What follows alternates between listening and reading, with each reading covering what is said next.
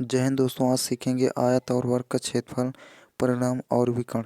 तो कैसे निकालते हैं, आज सभी क्वेश्चन के आप जवाब मिल जाएंगे। क्षेत्रफल क्या होता है, परिणाम क्या होता है और विकर्ण क्या होता है। तो सबसे पहले देखेंगे आयत की परिभाषा देखेंगे। तो आयत किसे कहते हैं? आयत में आमने सामने की जो भुजाएं होती हैं वो बराबर होती हैं और प्रत्येक कोण 90 अंश का होता है। जैसे ये आमने सामने की भुजाएं हैं, ये दोनों बराबर होनी चाहिए और इसका प्रत्येक कोण 90 अंश का होना चाहिए। जब प्रत्येक कोण 90 अंश का होगा तभी आपका आयत माना जाएगा। और इसी प्रकार जैसे ये है वर्ग, वर्ग किसे कहते हैं? वर्ग में सभी भुजाएं बराबर होती हैं और प्रत्येक कोण 90 अंश का होता है। सभी भुजाएं बराबर होंगी और प्रत्येक कोण 90 अंश का होगा तो उसे वर्ग कहते हैं। और वर्ग में क्या होता है, इसमें इसका सबसे पहले निकालेंगे क्षेत्रफल। क्षेत्रफल क्या होता है?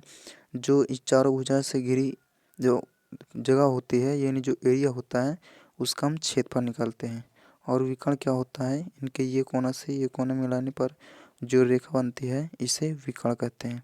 और इसमें भी एक विकर्ण होता है, ये आयत का विकर्ण कहलाता है और ये वर्ग का विकर्ण कहलाता है।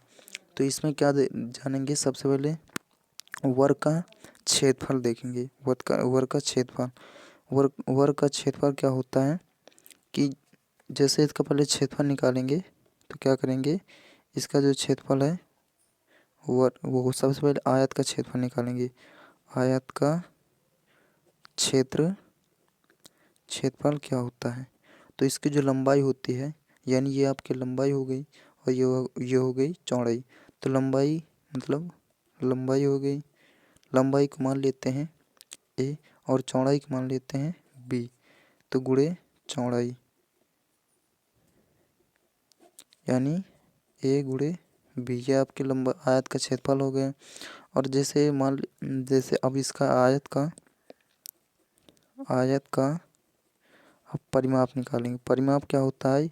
परिमाप मतलब होता है परिधि, मतलब चारों भुजाओं का योग जो होगा, और इसमें भी चारों भुजाओं का योग होगा, वो आपको होगा परिधि। जैसे चारों भुजाओं का योग क्या है, एक ये भुजा हो गई, एक ये भुजा हो गई, तो दो भुजा हो गई यानी 2a प्लस, और एक ये भुजा और एक ये यानी 2b। तो क्या हो गया, अब इसमें से दो कॉमन ले लेंगे, दो निकल जाएगा a प्लस बी। और a प्लस बी क्या है? लंबाई गुणे चौड़ाई, मतलब दो गुणे लंबाई प्लस चौड़ाई, इसका आयत का परिमाप होगा। अब आयत का विकर्ण क्या होता है? आयत का विकर्ण विकर्ण क्या होगा? आयत का विकर्ण ये है, मान लेते हैं ये डी है। आयत का विकर्ण मान लो डी है। डी कैसे निकलेगा?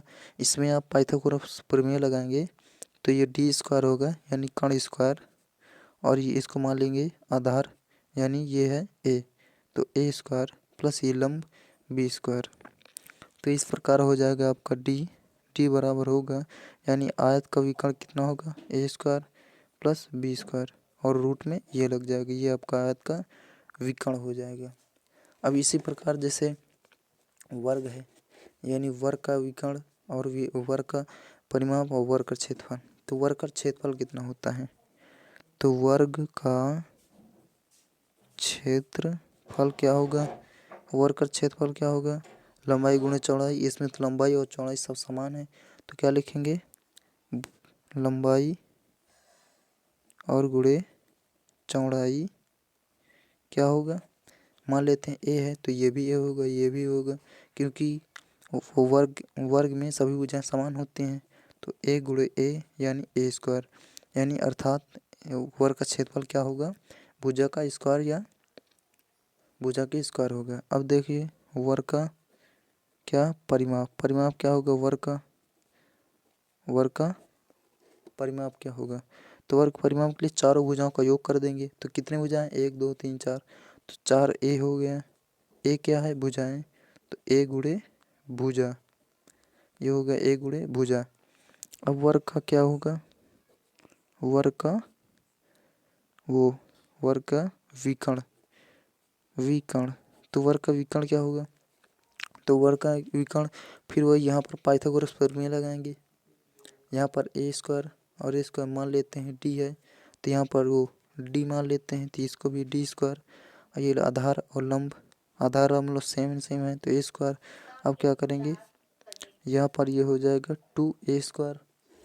अब यहाँ पर डी को इस तरह रखेंगे, स्क्वायर को उधर ले जाएंगे तो रूट में लग जाएगा 2a² और इसमें से निकल आएगा √2 और a बाहर निकल आएगा a। तो डी बराबर क्या हो जाएगा आपका a√2, यानी भुजा गुणे √2, इसका क्या होगा, वर्ग का विकर्ण होगा। इस प्रकार आप किसी भी, ये जितने भी सूत्र मैंने बताए हैं इन सूत्रों का प्रयोग करके आप किसी भी आयत और वक्र से संबंधित क्वेश्चन को हल कर सकते हैं। तो मिलते हैं अगले वीडियो में। जय हिंद।